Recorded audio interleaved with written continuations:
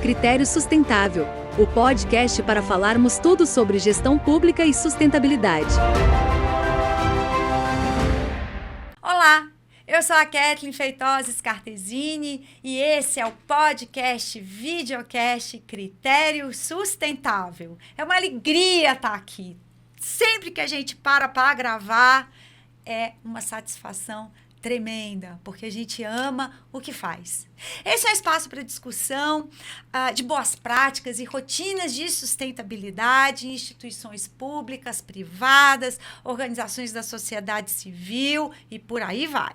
Eu estou aqui com a minha parceira, Adriana Toches, para fazer mais uma entrevista top com especialistas em sustentabilidade.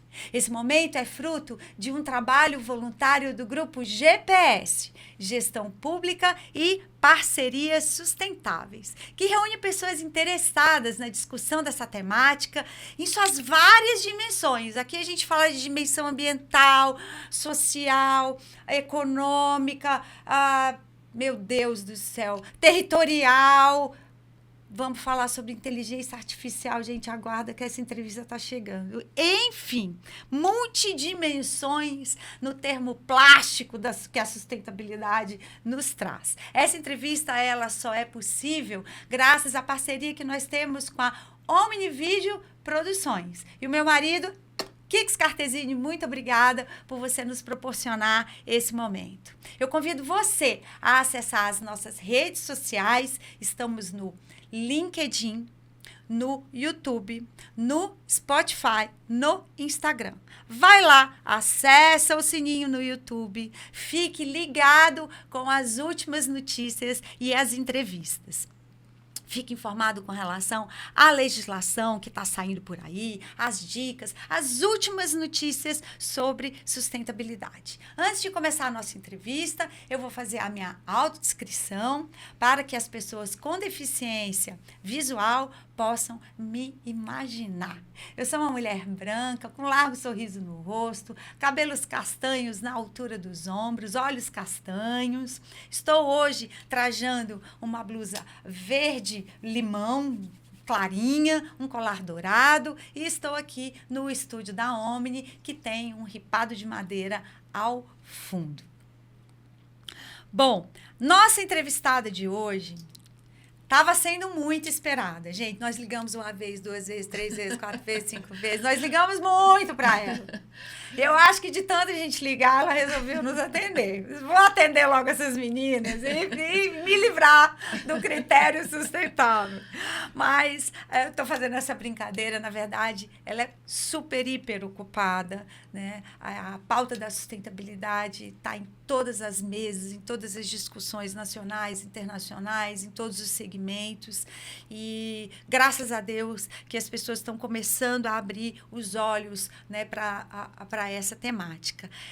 Ela é a Rosa Lemos de Sá, secretária-geral no FUNBio, Fundo Brasileiro para a Biodiversidade, mestre em Ecologia pela Universidade de Brasília, PhD em Conservação da Vida Selvagem pela Universidade da Flórida. Rosa, gratidão por você estar aqui. A gente tem uma imensa alegria em te receber. Você realmente era muito esperada. Não é floreio isso, não. E eu vou passar a palavra para você fazer a sua autodescrição. Depois a Adriana vai falar quando ela for fazer a pergunta dela também. E eu já solto uma pergunta para você começar. Quem é a Rosa Lemos?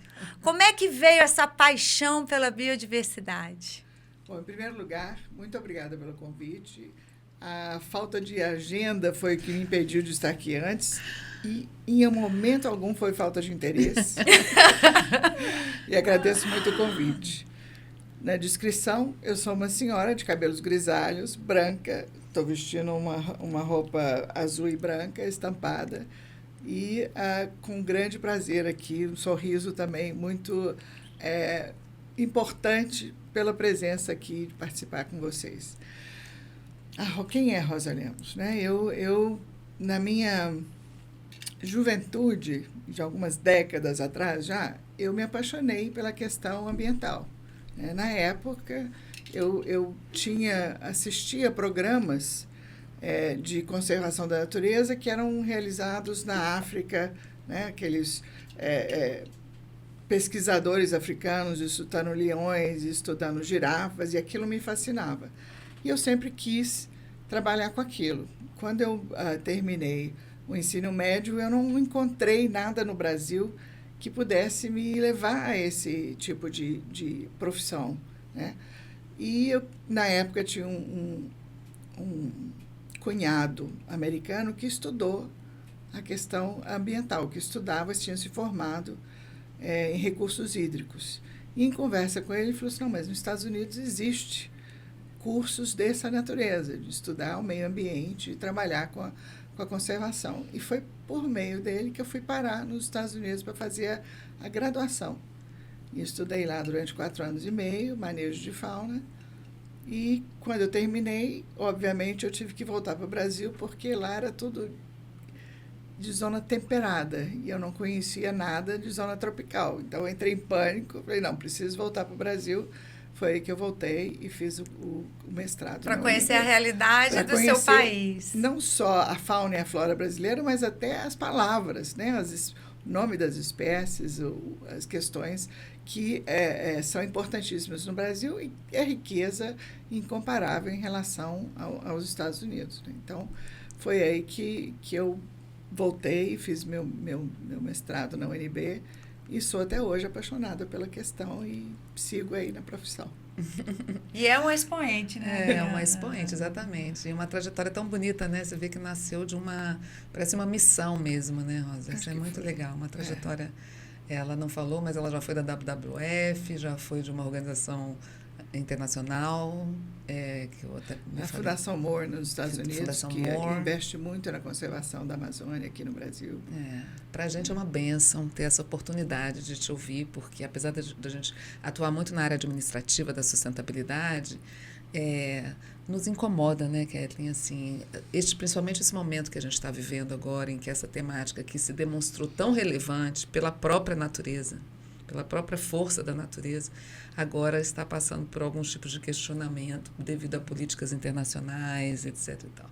Então, é muito bom tê-la aqui para a gente reforçar essa trajetória e tudo que você seu background, essa sua bagagem para o nosso público, né? Que é importante a gente levar esse conhecimento. Fala para a gente o que é o FONBio. Eu não fiz a minha autodescrição, perdão. Me empolguei. Eu sou uma mulher 50 a mais, morena, de cabelos abaixo dos ombros, escuros, olhos escuros, um sorriso largo, estou vestida de azul e vou voltar às perguntas. Vamos lá. Fale para a gente o que é o FONBio, né? Fundo Brasileiro para a Biodiversidade. Se você puder até falar na prática dos projetos em andamentos, de maior relevância. E lembrando que um país como o nosso, né, gente, o Brasil, que tem a maior biodiversidade do planeta Terra, tem riscos a alguns biomas. Eu queria que você falasse um pouco sobre isso também. Tá bom, obrigada. Bom, o FONBio é uma associação da sociedade civil privada que foi criado por um movimento do GEF, que é o Global Environmental Facility, né, Fundo Mundial para o Meio Ambiente, e do Ministério do Meio Ambiente, para fazer gestão de recursos de doação internacionais para aplicação em políticas públicas de conservação.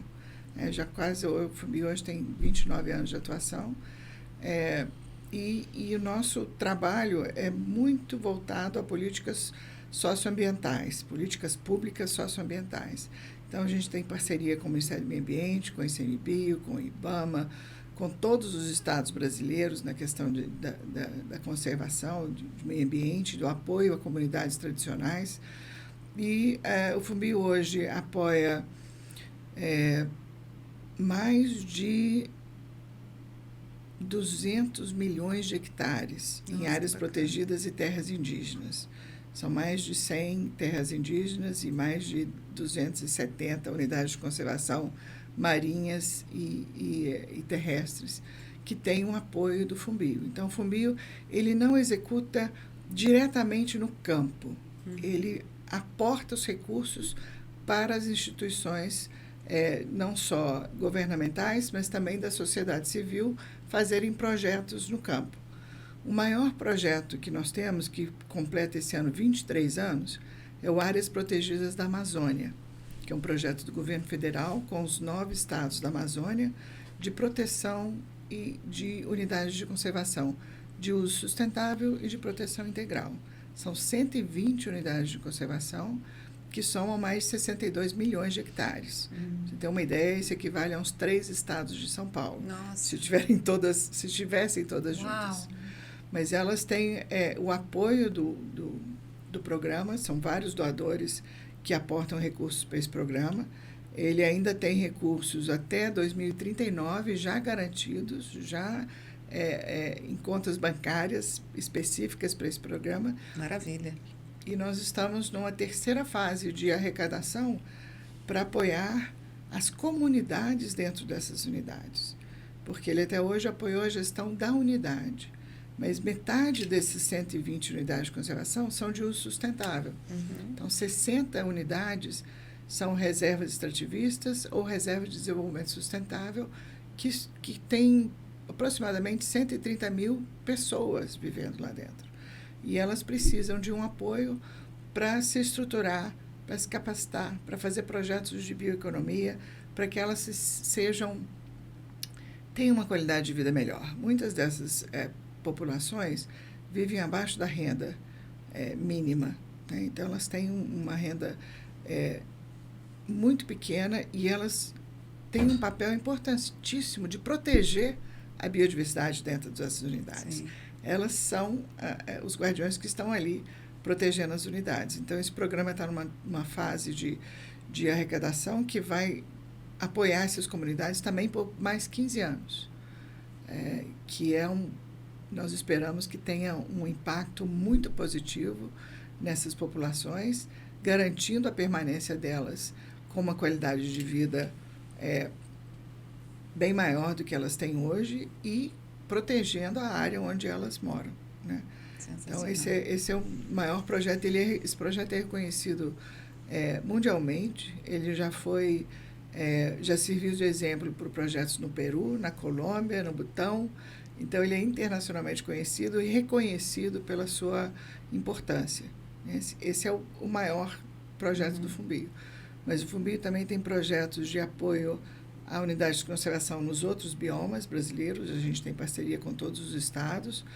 Nós temos projetos, como eu disse, de apoio a terras indígenas, a consolidação das terras indígenas, e projetos socioambientais, que trabalham com colônias de pescadores, marisqueiras, as quebradeiras de coco, várias comunidades tradicionais, quilombolas, em que a gente apoia a consolidação e a capacitação dessas instituições para que elas sejam cada vez mais independentes e gerem renda para... Preservando a cultura brasileira. Preservando também, a cultura, né? E a biodiversidade de onde elas moram. Que bacana, que bacana. E encantador saber desses projetos, né? Falta tanta informação para todos nós. Sim. Acho que a maior parte da população brasileira desconhece completamente a existência de projetos dessa forma, né? Só quem é da área Exatamente. Que conhece, só os órgãos de meio ambiente, né, que tem, e as instituições, as ONGs que trabalham conosco. Sim. Nós temos mais de 500 instituições apoiadas nesses 29 anos de FUNBio, via esses projetos. E então, eles nos conhecem, mas o FUNBio tem um perfil muito... Trabalha no bastidor. Exatamente. A gente tem um perfil muito baixo, assim, digamos, né? Mas quem trabalha no bastidor é um instrumento que gera o bem. Né? E faz resultado, você não precisa né? ficar na vitrine. Não quero aparecer. O FUNBio não quer aparecer, ele quer ter os resultados. Ser canal. Exatamente, nós somos um canal para esses resultados. E temos mais de 100 doadores nacionais e internacionais que contribuem para essa agenda, né? Uma parceria forte com o Ministério do Meio Ambiente, com a SNB, com o Ministério de Ciência e Tecnologia, o Ministério da Economia. O FUNBio também, recentemente, se tornou agência nacional do GEF, que é o Fundo Global para o Meio Ambiente, e do GCF, que é o Fundo Global de Clima. Então, a gente também acessa esses recursos desses fundos multilaterais para projetos de conservação da biodiversidade e de mudanças climáticas aqui no Brasil. Você recebe muito orçamento, apoio, né, de empresas privadas, do segmento financeiro, Rosa? A gente trabalha muito com que empresas. tem projetos de ESG, por exemplo? A gente tem uma parceria enorme com empresas privadas, a maioria é de obrigações legais. Quando a empresa tem que é multada e Fruto faz de um termos acordo, de ajustamento de exatamente, conduta. Acordo com a instituição, o Ministério, o Fumbio, então, desenha projetos e executa esses projetos para a empresa. Mais recentemente, nós começamos um projeto em parceria com o BNDES de restauração florestal, em que o BNDES colocou, o Fundo Social do BNDES colocou 250 milhões de reais e chamou empresas para participar e fazer matching desse recurso. Mais de 15 empresas se apresentaram e esse valor de 250 milhões já chegou a quase 800 milhões. Que maravilha. Isso é uma inovação? Isso nunca tinha acontecido? É uma inovação. A gente, como ONG, a gente sempre procura trabalhar com empresas, além da obrigação legal. Mas é mais difícil. Quando o BNDES chama, as empresas atendem ao chamado. Perfeito. Então, assim, foi uma parceria importantíssima. E é 100% restauração florestal em todos os biomas brasileiros. Várias chamadas já foram feitas e esse dinheiro está sendo investido, então, na restauração dos biomas brasileiros. Rosa, eu sou uma otimista. Eu acredito que esse processo ele está numa transformação positiva. A gente tem visto o setor financeiro e o empresarial começando a falar a linguagem dos ambientalistas, né? Pela primeira vez a gente vê em grandes empresas essa preocupação, principalmente com relação ao risco dos eventos climáticos extremos, né? Que causam prejuízos bastante significativos com relação à perda de diversidade, né, aos potenciais impactos negativos no meio ambiente. E a gente viu agora, né, o reporte de riscos do Fórum Econômico Mundial, que trouxe essas questões como topo da cadeia, né? Como é que você vê esse cenário que muitas vezes é contraditório com o que a gente tem visto e vivido de forma negacionista. Política. Né? Assim, tentando colocar aqui a pergunta de uma forma mais não tão agressiva, mais leve, né? A gente tem aí tudo isso acontecendo e não tem como parar, né? Você não tem como dizer para evento climático, né? E, ao mesmo tempo, a gente está vivendo uma transformação, né, política que vai de 0 a 80, né? A posse do Trump nos trouxe, nos está trazendo, acho que, eventos significativos de transformação, né? Não só com relação à saída do Acordo de Paris, mas, enfim, há outras questões que você conhece tão bem ou melhor do que eu. Eu também sou otimista. Eu acho que todo ambientalista é otimista, senão você não seria ambientalista. É verdade, a gente tem que ter resiliência, né? É um pré-requisito para a profissão. É difícil, né? Porque a geopolítica interfere muito nas questões de conservação, de sustentabilidade. A gente está vendo hoje nos Estados Unidos como empresas que se comprometeram ao ESG, a mudanças climáticas, estão voltando atrás. Sim. Por uma questão política, por uma questão de interesse econômico e político. Então, não existe uma garantia em país nenhum de que essa agenda veio para ficar. A gente achava que nos Estados Unidos tinha, né, atingido um nível de maturidade enorme e a gente vê em 2 meses como isso regrediu. Então, acho que por isso a sociedade civil tem um papel muito importante de manter o que já foi construído e não deixar que seja destruído por governos contrários. né? Eu acho que a sociedade civil tem um papel importantíssimo. No Brasil, a sociedade civil é muito forte e sempre teve um papel de levar isso adiante, independente do governo que está em ação naquele período. E eu acredito que é via pressão da sociedade civil que as coisas conseguem não serem destruídas, que a gente consegue não destruir tudo que foi construído. Certamente tem um retrocesso, mas tem uma luta também forte para avançar e não perder aquilo que já foi construído, né? Isso é uma batalha constante e, dependendo do governo, isso avança. Nesse governo avançou muito com a criação do Ministério dos Povos Indígenas, fizeram projetos de biodiversidade, de sociobiodiversidade, né? Então, nós avançamos bastante e temos que lutar para que isso não volte atrás nos próximos governos. Amém. Manter a chama acesa. Com certeza. E resiliência, com certeza. né? Eu acho que... Eu sempre digo que a nossa principal embaixadora da causa, ela é viva, né? Que é o próprio meio ambiente, né? As manifestações são o que aconteceu ontem em São Paulo, né? Anteontem em São Paulo, a chuva, a intensidade da chuva, né? No Rio de Janeiro, há 3 dias atrás.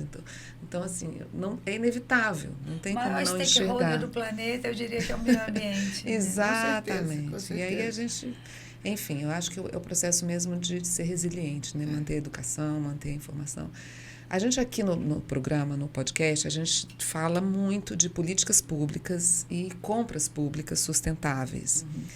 A Lei 14.133 trouxe como princípio e objetivo o desenvolvimento nacional sustentável, que já estava previsto na própria Constituição. Nesse caminhar, né, da lei que é de 2020 para cá, o próprio Ministério... 2021 para cá, o próprio Ministério da Economia Circular é o Ministério Projeto de Economia Circular, o Ministério... EMIDIC. Tem avançado muito nas questões de economia circular e, portanto, envolvem a bioeconomia. Fala para a gente um pouco dos projetos do FUNBio relacionados à bioeconomia. O que é isso na prática, né? Bom, esse projeto que eu mencionei, adicional do ARPA, nessa terceira arrecadação, vai apoiar a bioeconomia nessas reservas extrativistas. O importante é você ter clareza do que é bioeconomia, ou, melhor ainda, a sociobioeconomia, que é a exploração de produtos da natureza com um cunho social e que respeita a biodiversidade, respeita o meio ambiente. Não é uma monocultura, nós não estamos falando de monocultura de açaí, de transformação da floresta, mas sim o uso da floresta em pé, como ela é, nativa, para a exploração de produtos, né? E isso é o que nós vamos fazer no projeto de comunidades do ARPA. E é importante diferenciar esse tipo de trabalho que explora um número diverso de produtos, mas e que será ofertado para os municípios próximos a essas unidades, de um projeto de monocultura, pode ser de açaí, mas se ele for monocultura, ele altera o ambiente e traz riscos, né? Riscos ambientais. Você pode perder a safra se houver algum problema ali, né, naquela região. Então, é importante que os projetos de sociobioeconomia que o FUNBio apoia tenha essa característica. São produtos sustentáveis, retirados da floresta, ou do oceano, ou de rios, mas que têm, sim, uma ligação com o social. Não é produção desenvolvimento local, não é uma produção em larga escala, é uma produção que aumenta a renda sem você criar um único produto. Você fomenta o peixe, a farinha, o açaí, a castanha, tudo no mesmo lugar. Então, isso traz um rendimento maior para as comunidades e deve ser uma economia circular, vendido ali próximo, que é diferente de um produto de monocultura, mesmo sendo ele de característica florestal. Entendi. Isso é sociobiodiversidade? Isso é sociobiodiversidade. Isso é você apoiar, usar a biodiversidade de uma forma sustentável, que culturalmente as populações tradicionais sabem e já fazem dessa forma, né? Incluindo o benefício social. Isso é a sociobiodiversidade. E há políticas públicas específicas para fomentar essa biodiversidade, Sim. né? O Ministério do Meio Ambiente criou uma secretaria de bioeconomia, né? Nesse governo há uma secretaria de bioeconomia. E o MDIC também. Então, eles estão trabalhando em parceria. Conversam. Essas duas secretarias conversam. Conversam. Ou pelo menos tem que conversar. A gente espera que sim, converse. Não, mas eu acho que sim, acho que tem uma integração maior hoje do que tinha no passado. Né? Sim. Como é que o Funbil monitora esses resultados, Rosa? Quer dizer, a efetividade desses projetos na comunidade local? Vou dar um exemplo de novo do ARPA, que é o que tem 23 anos de atuação. A cada 5 anos a gente faz uma pesquisa do que avançou e compara com unidades que não são apoiadas por esse programa. Elas iniciaram o primeiro ano no mesmo patamar. Elas tinham 40% de consolidação, digamos assim, de manejo nessas unidades. 20 anos depois, as unidades do ARPA atingiram um patamar de 60% a 70% de consolidação, enquanto que as outras unidades continuaram no mesmo patamar, não acompanharam. Isso é um indicador de indicador avanço, fortíssimo. A gente tem também indicadores de desmatamento dentro e fora dessas unidades, que é muito menor dentro das unidades apoiadas, e a questão da proteção da floresta também, né? E a gente tem registro também quando nós trabalhamos com colônias de pescadores, por exemplo. Qual o impacto financeiro, econômico que essas instituições conseguem com os projetos, como eles melhoram a renda com esses projetos. Esse é um outro indicador que a gente acompanha nesses projetos de produção, né, dessas instituições. Então, tem dessas associações, na verdade. Tem esse cunho também de acompanhar a melhoria econômica e financeira dessas comunidades. E esses dados estão no site do Funbil? Nem sempre. Alguns estão, outros a gente ainda não consegue divulgar no site, porque está em relatórios de parceiros e em relatórios internos. Mas é algo que nós estamos trabalhando agora, desenvolvendo um projeto de monitoria que é para ser divulgado, que é para ser disseminado, não ficar só internamente no Funbil. Bacana. Até porque os parceiros esses relatórios, os parceiros internacionais devem exigir isso, né? Sim, tem indicadores, né? Todos os projetos têm indicadores que a gente tem que atingir. Sim. E não é só indicador de conservação, é indicador também social. Ótimo. A gente tem monitorado muito a questão de gênero, de como envolvendo mulheres nos projetos. Não é projeto só para pescador. É para as marisqueiras, por exemplo. Você falou das marisqueiras, me veio aqui o problema lá também de Alagoas, isso, né? A gente monitora e não só monitora, mas também incentiva essa questão de gênero nos projetos, que as mulheres e os jovens sejam também beneficiados nos projetos, né? Que não sejam só projetos para a gente sempre está trazendo o dado do IBGE, o dado mais recente do ano passado, que 49% dos lares brasileiros são providos por mulheres. Então, toda vez que se traz essa questão de gênero, a gente gosta de pontuar isso, que não é uma benevolência. Não. Ao contrário, isso é um alinhamento às estatísticas e aos estudos relacionados ao desenvolvimento local e nacional sustentável. E ao tratamento, né, igualitário. Igualitário, exatamente. Econômico, né? De fundo econômico muitas mesmo. Muitas vezes são né? elas que mantêm, né? Exatamente. Mas bacana.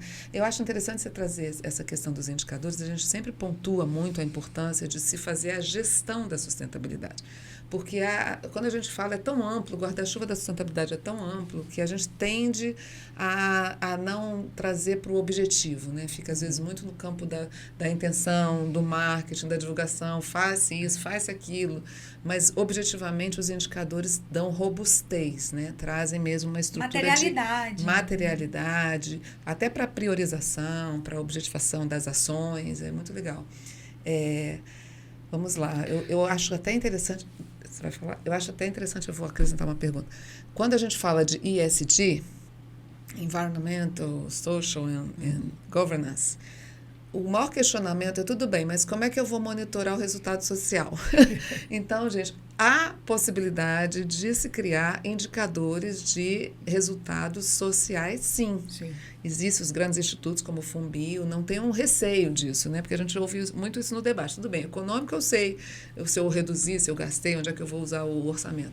O environmental é a mesma coisa. Agora, e o social? Eu achei muito legal. Você ia completar falando alguma Não, eu ia coisa? falando em questão desses critérios internacionais, a gente monitora também, registra os nossos projetos diante dos ODS. Sim. E o Fumbio tem hoje 50 projetos e eles atendem aos 17 indicadores da ODS. Tem aí na agendinha, tem o registro de quantos dos projetos que a gente contribui para esses ODS, né? E isso é importantíssimo. Não é uma questão só financeira, nem de conservação. Como você uma disse, questão de governança. De governança social e ambiental. Sensacional. E sem essa governança você não consegue atingir resultados, nem de um lado nem de outro. Fantástico, fantástico. Bacana. Rosa, bom, a tecnologia e a inovação, né? E aí, gente, eu vou só fazer um parênteses aqui. Rosa estava chegando e estava saindo daqui o nosso próximo entrevistado, que vai falar para a gente sobre inteligência artificial e sustentabilidade, né? E como essas pautas, elas estão absolutamente interligadas, né? E a gente está descobrindo todo esse universo. Né? E o quanto a IA pode nos auxiliar no monitoramento de dados, né? No aperfeiçoamento de indicadores, e aí vai. Né? Esse universo é muito vasto e nós somos apenas aprendizes. E, por falar nisso, né? A inovação, né? Ela está trazendo também essa questão dos investimentos em pesquisa e desenvolvimento como um aliado da biodiversidade. Você pode nos dar exemplos práticos desse tema, da tecnologia e da inovação aliados a projetos de biodiversidade? Eu vou primeiro falar um pouco nessa tecnologia dentro do Fumbio. Combinado. Tá? Para a gestão da instituição. Ótimo. O Fumbio cresceu muito nesses últimos 10 anos. O volume que a gente investe, muito obrigada, nesses projetos é enorme, por ordem de 300 milhões de reais por ano. É um volume alto. E a gente precisa de um acompanhamento desse investimento para que ele tenha certeza que ele atingiu os objetivos que ele foi planejado. E não é uma questão e nós chegamos à conclusão de que a gente não quer crescer em números de pessoas na instituição. Não quero ser uma instituição inchada. A gente quer melhorar na eficiência. Uhum. E nós temos usado muito a inteligência artificial, temos usado o Business Intelligence, o BI, que monitora, que nos ajuda a monitorar isso dentro do Fumbio. O que nós estamos investindo, aonde, para quê. E o que a próxima fase agora é na questão de relatorias financeiras, que também se tornaram inúmeras. Uhum. E eu não posso ter uma equipe de 200 pessoas só para investigar ou acompanhar essas relatorias. Então, a gente está trabalhando em inteligência artificial, como que ela pode nos ajudar a fazer monitorar essas relatorias para a gente garantir que o recurso está sendo usado de forma correta. Isso vai te dar mais transparência também. Com certeza. Mais transparência e mais eficiência. Sim. A gente eu faço um cálculo de quantos funcionários e quanto de recurso foi para fora. E isso aumentou, assim, em 1000% nos últimos 10 anos, que demonstra a eficiência e a necessidade de inovação, de tecnologia, e a inteligência artificial é fundamental nisso. Quanto aos projetos, assim, a gente também financia projetos de pesquisa de inovação. O Fumbio tem um programa que é nosso, que tem uma parceria com o Global Environmental Facility, também com o GEF, que de bolsas de estudo para alunos de mestrado e doutorado. Agora, não é uma bolsa para manutenção do aluno, é uma bolsa para pesquisa do aluno. É um investimento no trabalho em campo, né? A pesquisa que ele vai fazer. Então, muitas dessas pesquisas têm elementos incríveis de inovação. Posso dar um exemplo de por exemplo, de um pesquisador que estava testando árvores do Nordeste para... não é para produção, mas para o armazenamento de vinhos. Em vez de trazer os carvalhos lá de fora, existe alguma árvore no Brasil que tem esse potencial do envelhecimento dos vinhos produzidos aqui. Esse é o tipo de trabalho que o Bolsas Fumbio chama Bolsas Fumbio Conservando o Futuro. É que investe nesses esses cientistas jovens que desenvolvem novas tecnologias, que fazem experimentos em prol da conservação. Esse é um programa que eu tenho um grande orgulho de ter criado no Fumbio, e a gente apoiou hoje uns 200 já alunos de mestrado e doutorado nas suas pesquisas de campo, e isso é um investimento. E pesquisa e desenvolvimento é uma coisa que o país precisa tanto, né? Como a gente é atrasado em pesquisa e desenvolvimento. Sensacional, eu fico muito feliz ouvindo isso, porque é o futuro, né? Aí é realmente pensar, investir não nos jovens local, e na mas tecnologia. investir, exatamente, parabéns. Bom, a gente já está perto do final. Eu estou tão feliz com a minha ararinha azul que eu ganhei daqui da agenda do Fumbio. Obrigada. Mas eu vou perguntar sobre o tema do ano no país, que é a COP30. Qual é a expectativa do Fumbio? A COP está chegando, são 8 meses daqui até lá. Quais são as previsões, expectativas de coisas bacanas que possam ser trazidas para a nossa biodiversidade brasileira a partir da COP30? Qual o seu olhar? A expectativa é sempre alta, né? E positiva, como ambientalista, Exato. Otimista. O Brasil tem capacidade de exercer a liderança nessa conferência, Rosa? Tem capacidade, muita.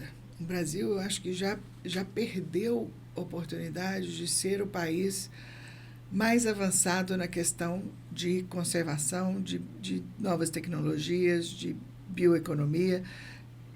Nós já poderíamos estar muito mais avançados, mas ainda há tempo de alcançar essa meta de ser um país reconhecidamente internacionalmente pela conservação da sua biodiversidade e produção e geração de renda via essa biodiversidade. Então, a expectativa é grande, é alta. Os desafios são também muito altos, porque Belém é uma cidade relativamente pequena para o grupo que atrai, né? A reunião, a COP de Dubai, por exemplo, teve 90 mil pessoas. Você não consegue colocar isso em Belém. Então, tem uma preocupação com a infraestrutura e a logística muito grande, mas o fato de ser na Amazônia traz um olhar diferenciado também para essa COP, de que o investimento dos países ricos tem que ser para a preservação desse ambiente. As promessas têm que ser realizadas. Existem muitas promessas todo ano e elas não se concretizam, infelizmente.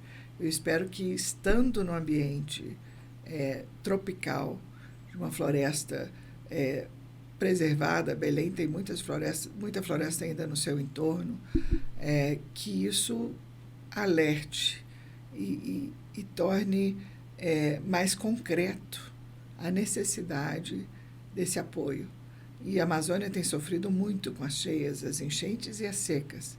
Nós vimos no ano passado o desastre que foi com a seca na Amazônia, não só para a população que ficou quilômetros afastada do rio, e é o rio que é o transporte natural e muitas vezes único para essas populações, mas também afetou a biodiversidade. Vários botos morreram porque ficaram presos em lagos e uma cena tristíssima, né? E agora mesmo, né, essa entrevista está sendo agora no mês de março de 2025. Nós tivemos na semana passada, aliás, nessa semana, né, uma grande enchente em Belém por conta da subida do nível dos rios. Isso, né? E é um ano é cheia, outro ano é seca. Então, assim, os impactos dessa mudança são enormes. Sempre teve cheia, sempre teve seca, mas nunca nessa frequência e nessa intensidade. Isso tem afetado muito a população da Amazônia, e eu espero que essa COP traga o reconhecimento da necessidade da gente proteger a Amazônia.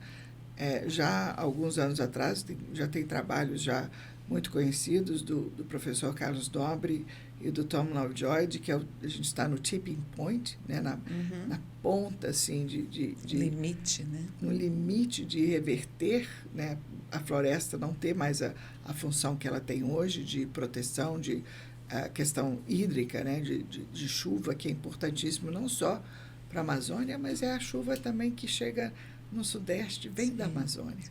Né?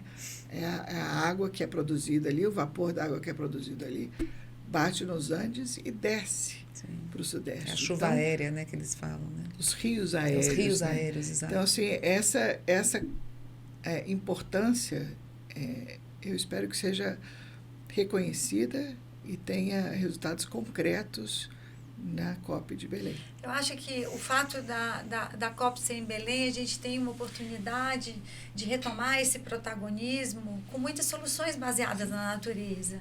Né? Resta saber, vamos nos empenhar para ocupar esse papel? Né? Ali nós temos a oportunidade de ter muitas vivências. A cultura do açaí, por exemplo, né? Todas as outras questões relacionadas ao uso de palmeiras, enfim. A pesca, que é importantíssima. A pesca, isso. Não, e assim, você falou, até me deu um déjà vu aqui, porque eu fui à Amazônia com a Kathleen. Lembra? É verdade. E a primeira vez que eu particularmente, ela já tinha passado por isso, que a gente adentrou na floresta, é uma emoção, é uma conexão. Tem possibilidade de ter várias vivências durante a COP. Isso é muito interessante. Eu queria que todo brasileiro vivenciasse o que a gente teve a oportunidade de viver.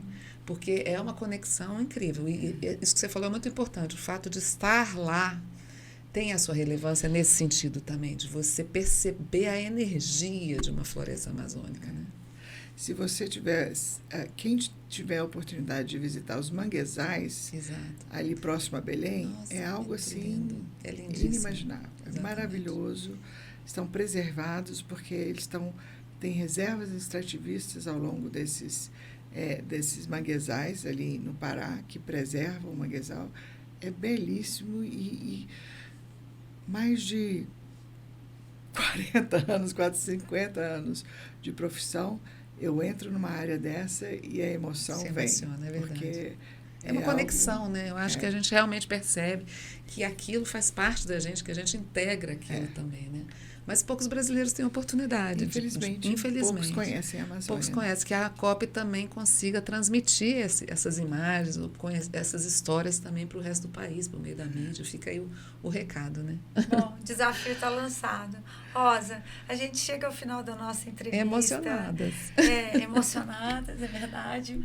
Falou da Amazônia, gente, você exatamente. Meu Deus do céu, eu estou sempre chorando. Mas um choro é uma emoção, né, que brota da gente com uma vontade muito grande de que essas transformações venham para ficar, que a gente consiga, né, ter esse protagonismo, que nós possamos ser exemplo para o resto do mundo, que a gente possa explorar tudo que a gente tem de bom, né, replicando esse modelo para outros lugares. Uma gratidão enorme de receber você aqui. A energia é muito boa. Eu queria que você olhasse ali para a nossa câmera da verdade e deixasse um recado para os nossos gestores. Nós temos muitos gestores que nos acompanham, públicos, gestores públicos municipais, nos estados. Né? Acho que o recado continue com o otimismo e com a dedicação que vocês têm nesse trabalho. Um gestor de um parque nacional, como o Parque Nacional do Tucumãque, que fica isolado no norte do Amapá, e tem quase 4 milhões de hectares, é uma pessoa iluminada. Não só ele, mas todos esses que cuidam de áreas protegidas, não só na Amazônia, mas no resto do país, nas áreas marinhas e costeiras, tem um compromisso com a conservação e com a sociobiodiversidade enorme. E eu só tenho a agradecer. E agradeço a vocês também pelo convite e o prazer de estar aqui. Ai, uma alegria enorme você daqui, Rosa, você nem tem noção. Bom, gratidão, Rosa, gratidão, Adriana, Obrigada. Kiko. E, pessoal, a gente se vê na nossa próxima entrevista. Um beijo e tchau, tchau. Critério sustentável. Oferecimento. GPS.